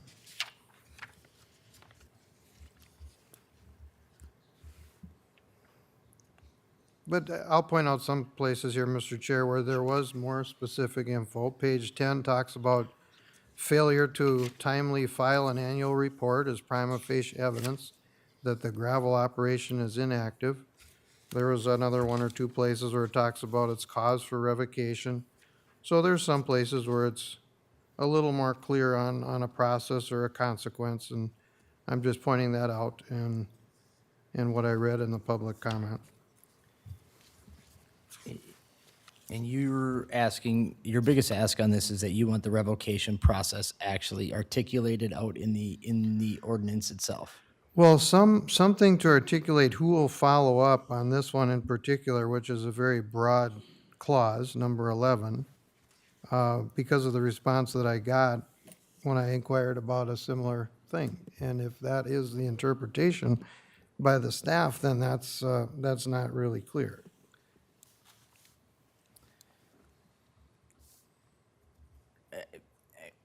I mean, I guess to me, I don't. It's not a insurmountable ask if you want to put that staff will oversee it. I mean, that isn't going to cause any duplicative issues per se. If it brings clarity to you on it, it's. Well, what I would say too is, okay, if there was an oversight or a misstatement on my part, adding an ordinance language for that one situation to me would seem a bit onerous. It is in there. I'm already required to enforce the ordinance as it's written. It's stated in there under my responsibilities, and I'll take that. But I don't see the need to add it in additional sections because of one misstep. So, and we're definitely making leaps and bounds and improvements in terms of our oversight and our review processes of many of our IUPs, CUPs, everything, variances, everything within the county. I'm going to say that I applaud Barry because he's actually taken some of these issues head on, where a lot of them have gone largely either unnoticed or unanswered issues. So it's a daunting task, and it's a change of practices that we're having here in the county, because there was a lot of inequity in terms of how things had done historically from a planning and zoning. And Barry is trying to create a very hard and fast process and what the rules are, and he's holding people to them universally. Yeah, Mr. Chair, I agree that, yeah, Barry inherited a situation that was brought up before with where do the complaints go, and the response from the past, not Barry, was there are no complaints. Well, if there were some, where would they go? Well, there aren't any. So, so thank you for working with us with it, Barry, and sometimes we just got to get specific so that they don't think that we're just making up things or hypotheticals that maybe could happen. That a lot of these things are based on real feedback and real situations. So that's why I addressed it the way I did. So, Mr. Chair, in this comment too, though, as well, when is that something we could eventually add to our website, that people know where to make complaints, that type of thing, in that regard? Any nuisance, any of our ordinances, that type of thing, so that it's clear where residents, how to make a complaint? And I think that's something that we, like outside of this year, that we can have a committee of the whole, and we can discuss on solutions for enforcement and people to be able to complain about issues within their neighborhood from a planning and zoning perspective. But I don't necessarily know that it's exactly pertinent to this actual amendment. Mr. Chairman, if I yes. can answer this directly, we're already working with the public health, with the Health and Human Services on trying to figure out how complaints work. One of the issues with our departments and complaints is that we're not countywide. And so if we're not very specific on what we require for a complaint to be submitted, for instance, online, we spend an inordinate amount of time sifting through and getting rid of stuff that has nothing to do with our area of responsibility. And so we're having meetings with HHS, Public Health Department, to work that out and figure out, okay, where do certain complaints go? Who should they be routed to? Which, in our case, municipalities do they go to? Because we're looked at as the county, so everything that's a complaint in the county comes to the county. That's why it's not something that's as simple as just putting a thing out on the website. Every complaint that comes in, we have to dedicate staff time to figure out where it goes. And so we're working through it and trying to figure something out that's gonna not increase the workload for stuff that we don't have responsibility for. Because ultimately, half of those come back and say, well, you're the county, you do, and then we have to spend 10 minutes explaining why we don't. And so we're trying to be really cautious before we get anything that's that forward-facing, but we are working on it. So we're working on something for what you're talking about. So I want to poll the members here just because, do you have a lot of other ones? I know, do you have some over there as well? I do. Because my question is, we're already 40 minutes into this, and if there is going to be a great deal of discussion in depth, that I think we move this to maybe a committee of the whole later this week or Monday, so we can adopt formalized language to bring back at the May 16th meeting. Because I think might be a little bit onerous for us to spend the next 90 minutes plus trying. Mr. And Chair. even still, at the end of the day, if we spend 90 minutes and we have a large amount of changes, I think staff's going to ask that we hold over and bring finalized language for adoption, because you wouldn't want to just adopt something without a written informal, nor would I. Mr. Chair, let not your heart be troubled. I'm done with my items. And I appreciate Barry standing in the saddle. You got a tough job. We relay our complaints. We try and work through them, and You can if you want to. and that's what we do. And Thick skin, Mr. Chairman, or Mr. Chair. Commissioner Ketchmark. Sorry, Barry. Mr. Chair, Commissioner Ketchmark, we have not had a motion yet on the holiday, so staff is not making a change at this point in time, just so you're aware. Sure, We're and I think we'll concluding come it, to but- that when we get to post the discussion. Okay. Commissioner Shane, do you have questions or concerns that you want to address or potential changes? Nope, I'm good. Okay. Commissioner Holland, no? Commissioner do. Dietrich, Yep. okay. Yep. Do you want Yep, to, we you want to can keep go to it, going? yep, I just wanted Okay. to make sure, because if there was a lot of the other members had discussion, then we might want to hold off, but I think that might not be the case. Yep. And then, so, just in context, after reading all the public comment, participating in the committee, and just doing some research on this, I did have some suggestions that I'd like the board to consider. The first one being on the purpose. And I think before you, you all have, it's designated amendment number 23-1F. To state, with accordingly, mining as a necessary land use shall be balanced, and this is where I would be putting in, shall be balanced with the impact of the environment, health, welfare, safety, and quality of life of Wright County residents and future generations. Just to kind of put that whole, we need the gravel mining, it's a great asset, it's a great business, and it's a good resource for our community, our county. And then we're just balancing with that, we're a growing county, there's a lot of, growth in our businesses and residential, and so I'd like to suggest that we add that language. Does staff have the ability to put it up on the screen? These, Mr. Chair, I was moving about 2 seconds ahead of you. I just emailed them over to the county administrator to try to see if we can get them up on the Perfect. screen. Did you get the right ones this time? I believe so. I think I hit save. so, to just be- so I understand, so this is largely just articulating means, intent, and why we doing. purpose. Yeah, the purpose, it doesn't. Truly, I don't think it's very controversial. I think it's, that's what we've had this year-long discussion about, is that balance is what we're trying to meet, so.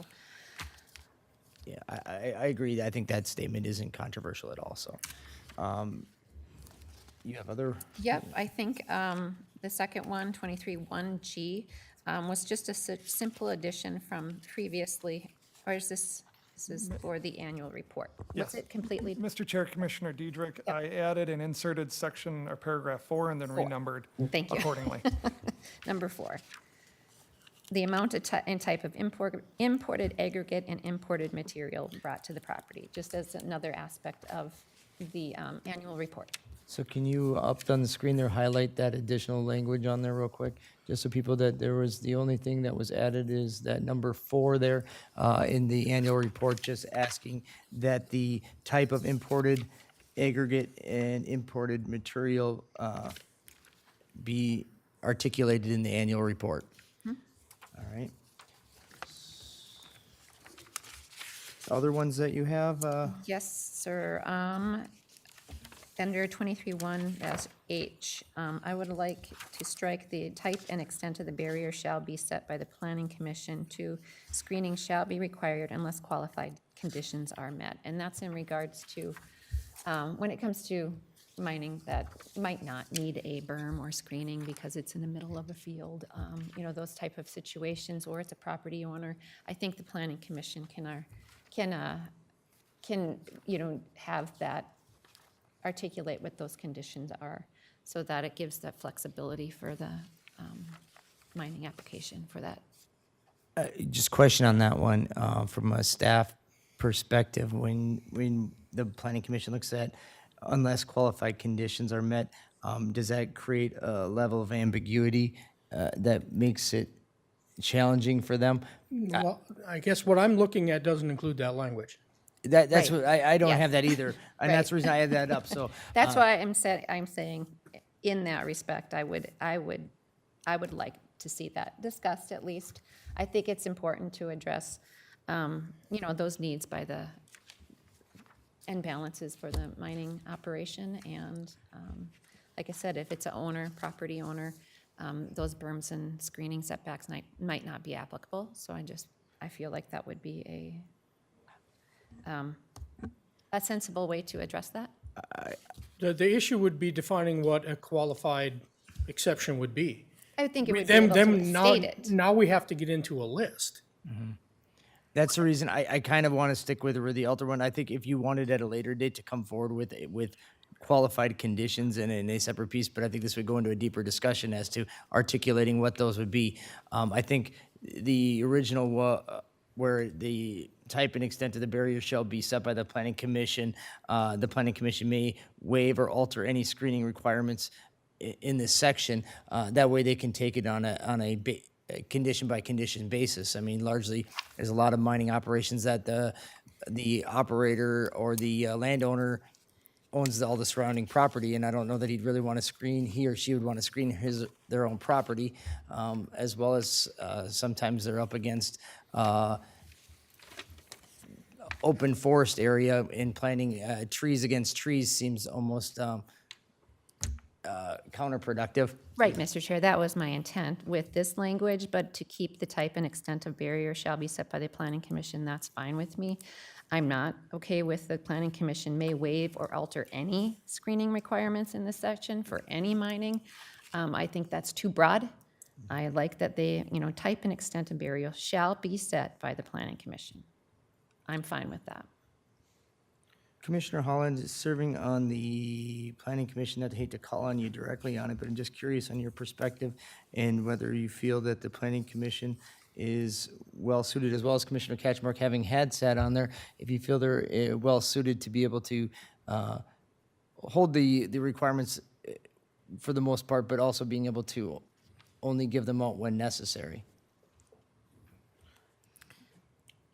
Commissioner Holland, did you want to weigh in? You can go. Okay, thank you, Mr. Chair. So with that language of the type and extent of the barrier shall be set by the planning commission is giving all the discretion of the planning commission up to and including saying no barrier is needed?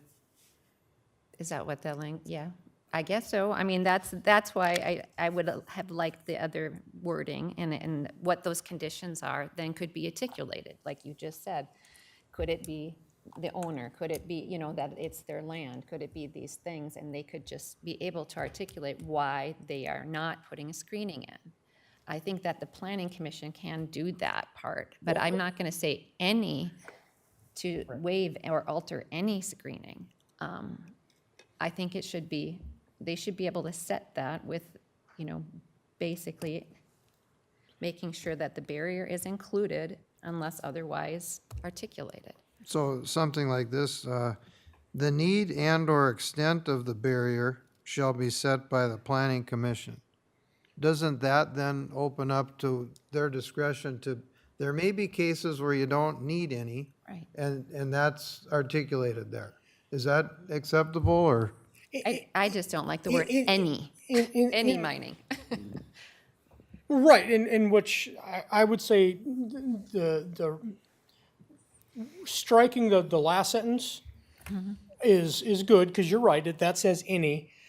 Keeping the underlined type and extent is still giving the planning commission the same, they're saying the same thing without the little saying more any.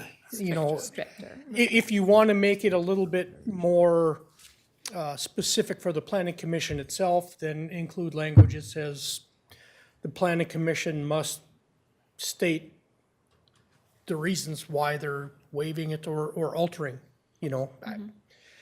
So, I don't know what else you could do with it. so just to keep it with the type and extent of a barrier shall be set by the planning commission. I mean, so I guess the extent could be nothing. Well, It Mr. could be. Chair, I think you got to read this in the entire context, because the first sentence says the screening barrier shall be maintained. Right. And then the second sentence qualifies that to an extent and says the type and extent of the barrier shall be set by the planning commission. So there has to be a barrier of some extent that shall be maintained on that property. Now, it could be a 2-foot shrub, it could be 6-foot trees, it could be a 6-foot privacy fence, but there has to be something. Right, and that's, again, why I would say, yes, then there can be an exception as long as it's, articulated and, how did you say that, Barry? Just the reasons are given, conditions, reasons, whatever term you want to use, that would be, there would be an exception that unless qualified conditions are met, those would be those exceptions that you could articulate. Does that make sense? Well, Mr. Chair, Commissioner Diedrich, as Yes. it's currently written, they have to do it. They have to put a barrier in, so there has to be a barrier as it's currently written, I think is the most simple way to put it.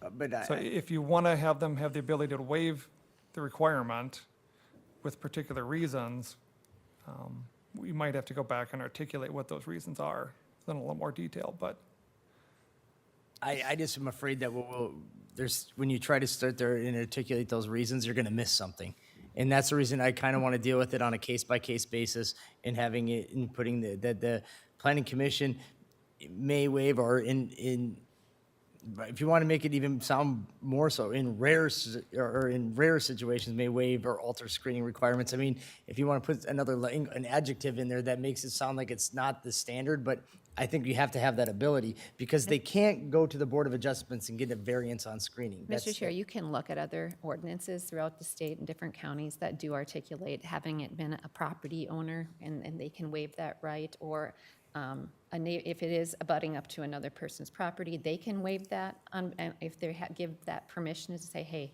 it's not a big deal. Yep, we waive it. There are conditions that are articulated in other ordinances throughout the state that you can look for language on that really kind of encapsulate what we're trying to do. It's allowing that flexibility that for both the mining operator and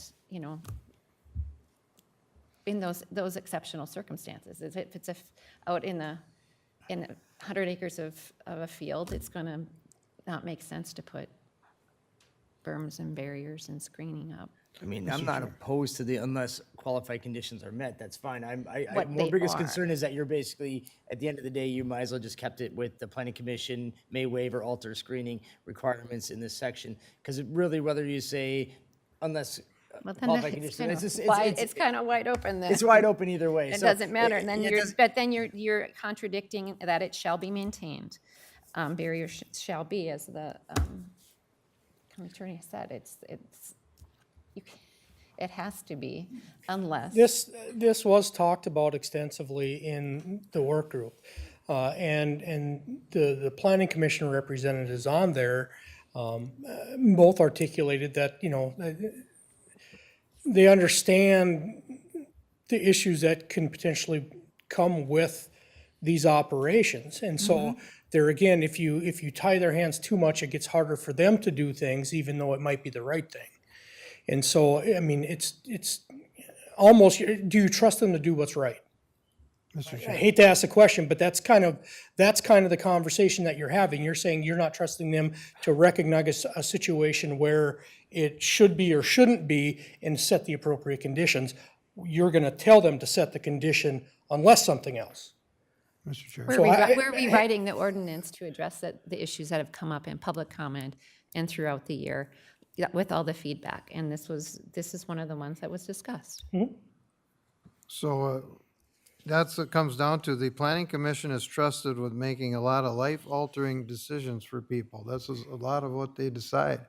And if this falls within that, then one thing I would throw out is you put screening barrier under that. You put the need and extent of the barrier shall be set by the planning commission. Whether you trust the current one, the future one, input from legal and administrator, that is an option that addresses but gives the discretion to the planning commission as Barry talked about. But you got rare and unique circumstances for lake lots that they weigh in on, and someone wants one here. There's just a lot of things that they have to weigh in on, and this is just a discretionary thing that we could leave up to them and shorten it up. Either that or you just keep it the way it is and you don't strike the last statement that the planning commission may waive or alter screening requirements in this section. You just leave it the way it originally was. I'm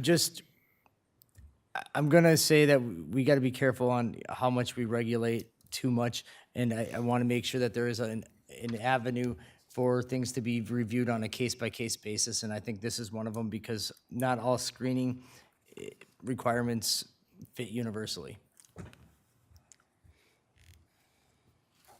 Mr. Chair, I would strike the word any if you're going to include that last sentence.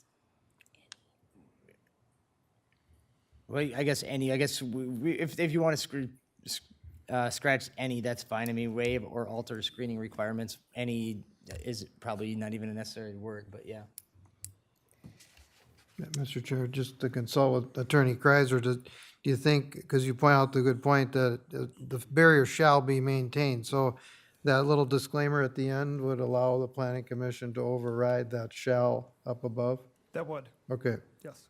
I would say it's a good to take the word Can we add any any out. language that we would ask the planning commission to be able to articulate why if they're waiving that? Mr. Chair, Commissioner Diedrich, the general practice of the planning commission is to articulate why they're doing something and why they're doing it. If they're going to be waiving a screening requirement, they're going to have extensive discussion on it. It's not going to be just adopt a motion from staff. They're going to, generally, in my 13 years of listening to them, they'll go on for 90 minutes about what type of tree should be out there, what type of fence, and what should go on, and what's going to happen when the tree dies on top of the berm. And we get here late when we talk about whether or not it's an oak tree or a coniferous tree or what type of pine. So I can guarantee you the current makeup of the planning commission is going to extensively discuss a Okay. screening. My concern is the makeup changes and then, you know, it sticks with shall and there'll be no discretion. I mean, I just want to, And there again, I think a part of that falls to staff too. It's up to staff to make sure they have these conversations. If they're just looking to waive, well, no, that's not good enough. It's then up to staff to draw out that discussion through the staff report or prospective motion. At least I know for myself, if I'm gonna write a prospective motion for them, which they're asking me to do, you know, I might put that specific language in there that, you know, screening requirements of this are waived because of, you know, and actually include it right in the motion. That's the way it's articulated in the recorded document.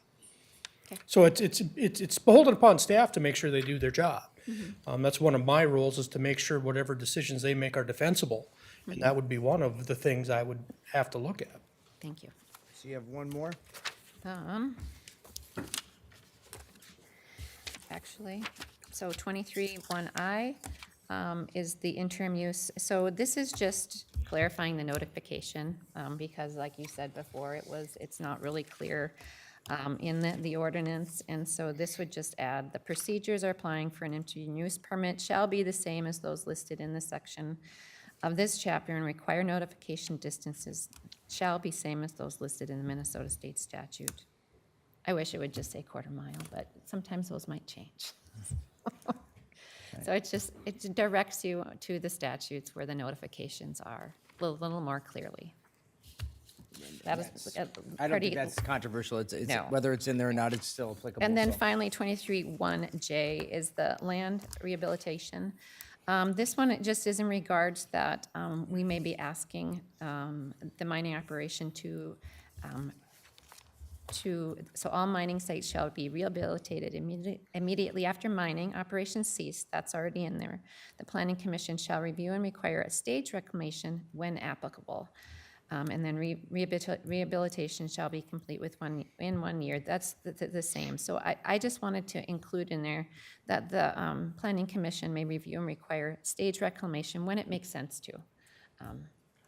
So Commissioner Dietrich, I like the intent of this one, but I'm a little bit afraid that coming in late here, that there might be some unintended consequences to it because of the length. It has far-reaching pieces to it, because let's say you have somebody who reapplies at year 6 for another IUP.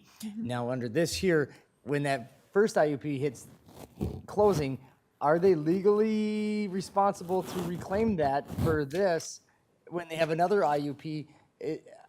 What the supersedes second our one attorney? supersedes. I guess Mr. Chair, the new IUP would control in that instance. it would be. I mean, I guess I just wouldn't want to get into a legal challenge where people are litigating them because they're saying that us or the landowner or the county, because they're not reclamating it per this IUP, because this is a separate IUP from this IUP, and it says that within 1 year of that IUP, it should be reclaimed. I don't think it's a hard reach from a legal perspective to say,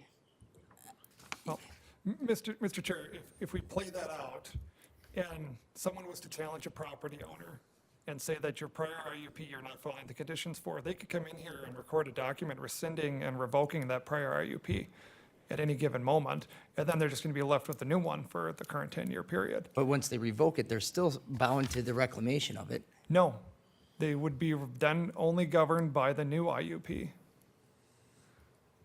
So the new IUP is going to be the one that's going to be controlling for the Okay. land reclamation. I mean, I guess It's going to that- I mean, amend my it. biggest, those are the pieces that I want to make sure.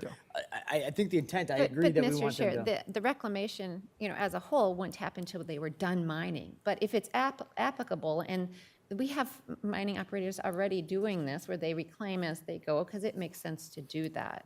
And that's all I'm trying to articulate is that if it makes sense, let this be, required to do this because it's a better neighbor, it's being a better neighbor, it's being, conservation, however, to that extent, that it would work.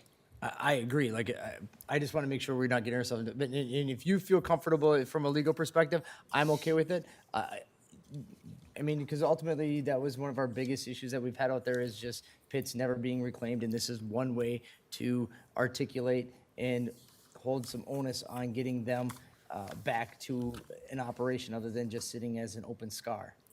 Correct. So then in that case, as long as legal doesn't have the issue with forcing ones that they got new ones for. No, Mr. Chair, I'm fine with the language as written. I think it gives the planning commission a sufficient amount of discretion to be able to alter it if they want to. It lets them do a case-by-case basis, and if something comes up, they can adjust as accordingly. But it does make them look at it and determine whether or not it can be staged. All right. I have one, going back to the holidays, would we be able to, because, just thinking ahead, we want this to be a rock-solid thing, and maybe next year they decide to make a Pride Day in August, would we be able to do it as of 2022?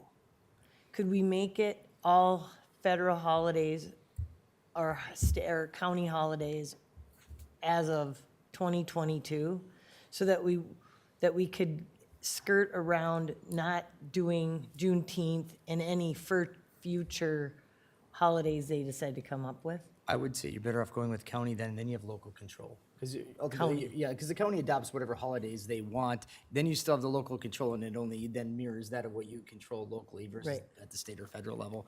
Because But could you have a date so that you could circumvent, say county, that eliminates, that gives us a local control, but by 2022, all holidays as of 2022, so that we don't have to, so that Juneteenth and then any future holidays if they decide to do another summer state or federal holiday. Mr. Chair. But the Columbus Day was around before 2022. You want to allow them to work that day too, don't you? But it's not, but it's a county. We stopped recognizing that a couple of years ago, like Oh, 3 years okay. ago at the county. So Columbus Day would be out. Okay. So that way, it would tighten it up. And then it would protect them from future days. And then they can work on that Juneteenth. Greg, legally? Mr. Chair, Commissioner Holland, you could put a date on it. I think as staff, I would recommend August 1 of 2023. A recognition of state holidays as of August 1 of 2023. State holidays? They're So talking I would about- recommend including Juneteenth as staff.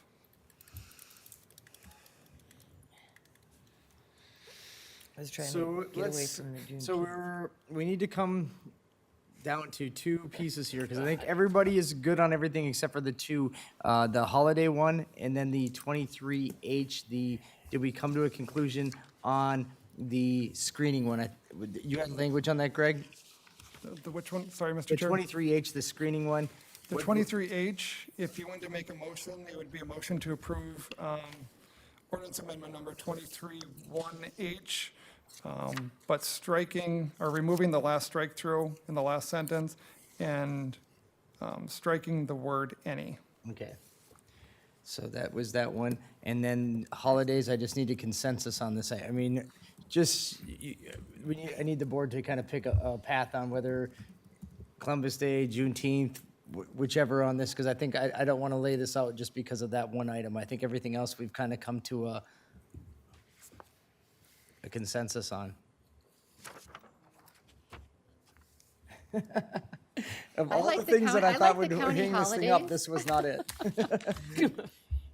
Mr. Chair, I think we can stick with the county holidays, I mean, for sure. But attorney's recommending state, any particular reason versus county? Well, the state holidays, I mean, the courts are open on Columbus Day.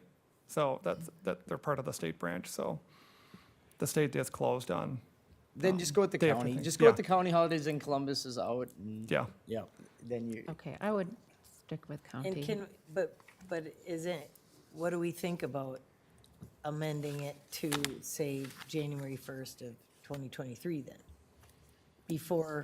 Because it's not, right now, it has not passed. Juneteenth has not passed, has it? Mr. Chair, Commissioner Holland, it has passed. It has been signed into law, but its effective date is August 1 of 2023 at the state level. So the state won't celebrate it this year, but they will celebrate it next year. Mr. Chair. Honor it. So just on the legal language type thing, it's within our realm where we could, I'll call it backdate the decision to the first of the year, couldn't we? Mr. Chair, Commissioner Ketchmark, you could. Okay. Then I'd recommend that. I mean, this kind of thing is bounced around all the time with dates being maneuvered around statutes coming into effect and preemptive strikes on, hey, we gotta pass this before this goes. I'm good with that, but I'm only one vote. So January 1 of '23. Recognize with that. county holidays. county holiday Okay.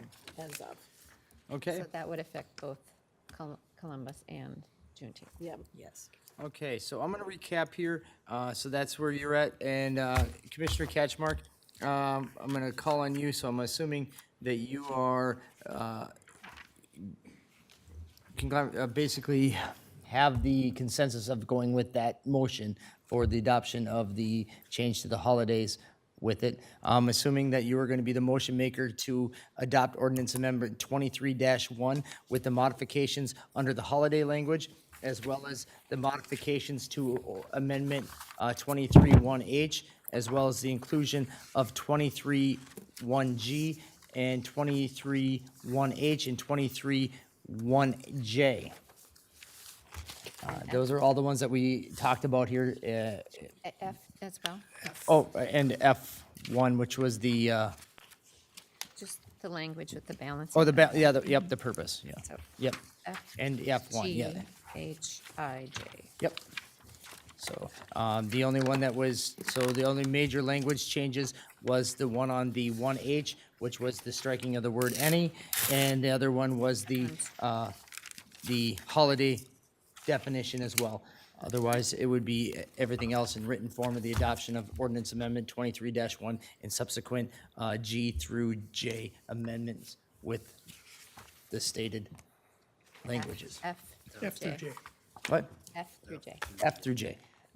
Were, So, Mr. Chair, so I wasn't on the planning commission, I wasn't in the work group. I'll support the deal the ordinance as you versed it, but I think it should come more from someone that's more I'll make the motion. okay, should we, more, okay. more vested, more from that part of the county, because I still did not have the questions, the conflict, the whole thing from my district. And I was open about that up front, and 3 of them weren't here. But, so that's my answer. No problem. So, Commissioner I'll make the Dietrich, you're making the motion, and staff's understood what the motion is. Attorney Kreiser, Barry?